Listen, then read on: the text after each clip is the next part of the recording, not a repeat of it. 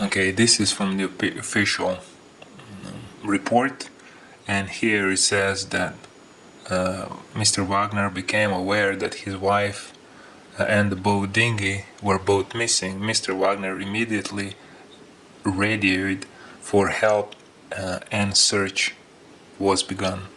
That's not true. He waited for at least 2 hours. In the report it says something like an hour 30 minutes, and the time was altered in the report, which you can see here.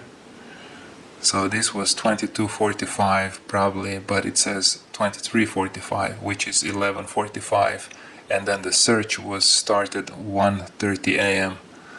So probably originally was 22:45, so they changed it to 23:45 to make it look better, so that less time occurred between the search. So this is the official autopsy, and you can see the abrasions she had on the face here, above the eye, here on the face, on the cheek, something near the nose, I cannot read what it says here, something on the lip, I cannot also read, and something here on the neck. So definitely this she hasn't got from the theory that she slipped and hit her head, the back of the head, and fell into the water. I don't think if she slept, fell on her face and bruised her face like that. That is not possible. And here you can see on the back of the head she had nothing. So that theory falls true, that which Rober Wagner said and everybody on the boat originally. So that's not the case. And then here on her legs, these are abrasions or superficial scars that she had. Some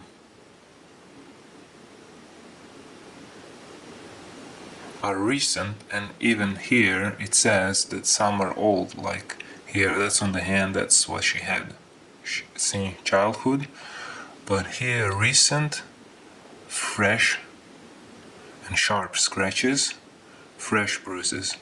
So this looks obviously that she was trying to get onto the dinghy.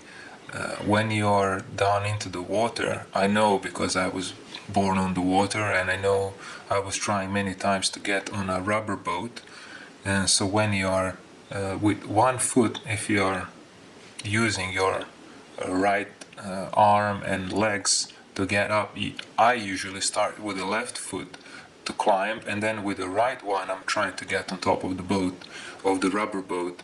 So this would be obviously down here. That's how I would start to get onto the boat. So this is typical. And then on the top one, this is when you are lifting your right leg up onto the rubber boat. So this makes sense. She was conscious in the water, so she was still not dead when she was into water. So these are the scratches she was trying to get on the boat, and in the back as well. That just makes sense. These scratches here on the arm as well, the right arm on the back. She was trying to hold onto the ropes or something. So this also makes sense.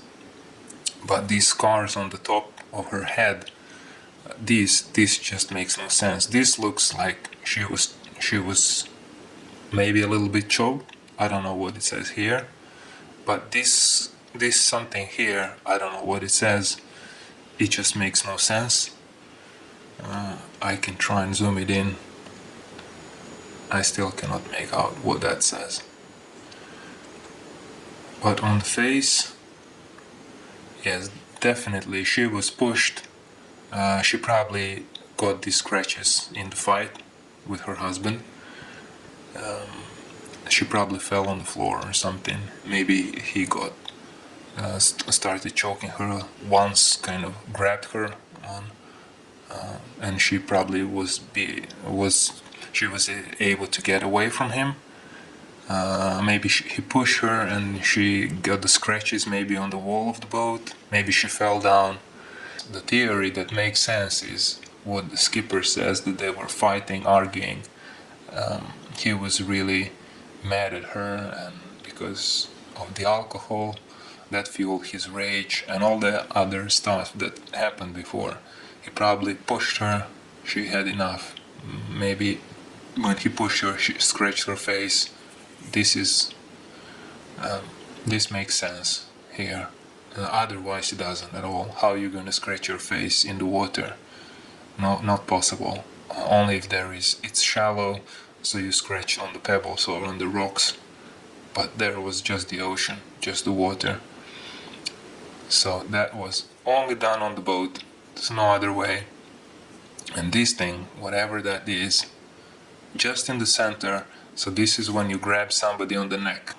This is the new report from 2012, when the new coroner examined the case again and said that that there was no evidence of head trauma, and that the bruises, it said here, that the bruises, especially in the upper extremities, appeared fresh and could have occurred before she entered the water.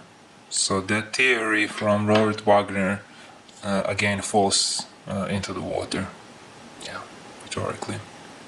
If Natalie Wood was trying to tie the dinghy, why was the dinghy untied and floating in the water? She wouldn't have untied it and then tied again, would she? But the skipper says that the dinghy was tied from both sides, the front and the back, so that it wasn't bouncing on the boat. Okay, here it says how the dinghy was found. The keys went in the ignition, which was in the off position. The gear was in neutral and the oars were tied down. And it appeared if the boat had not even been used. And when she was tying the dinghy, how did she slip and fell into the water on the swim step and hit her head?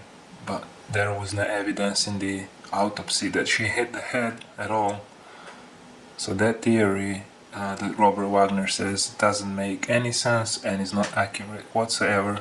So that's not the case at all. This is the Splendor boat, and with Rober Wagner and Natalie Wood here. And here you can see this is this swim step Rober Wagner talks about. If she went out from here to tie the dinghy on her own, how did she slip and fell into the water if the dinghy was untied?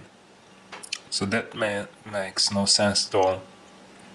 If she was trying to untie the dinghy, which she obviously did if it was afloat somewhere with her, so she would have been leaning forward and she wouldn't have fell and hit her head on the back. She could have only hit the head in the front, but that is very highly unlikely. If you slip on the swim step, you always slip on the way back, in my opinion. Yeah, I don't know how you can slip forward. Like when you go on the ice, you always fall back, not front. So that theory just makes no sense, because the dinghy was untied and she was away with the dinghy. She had numerous bruises, so that means she wasn't unconscious. So maybe she was semi-unconscious when she woke up in the water. And the other thing is, it's a wooden boat, so whatever happens, if you hit your head on the boat here in the back, for example, you would hear quite a hit, as well, a body falling into the water, definitely.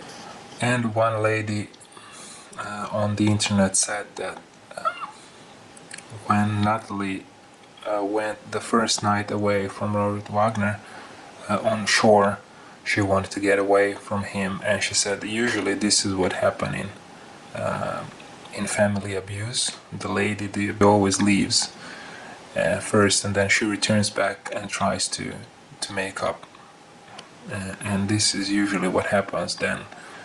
this never works out usually, and the wife tragically dies.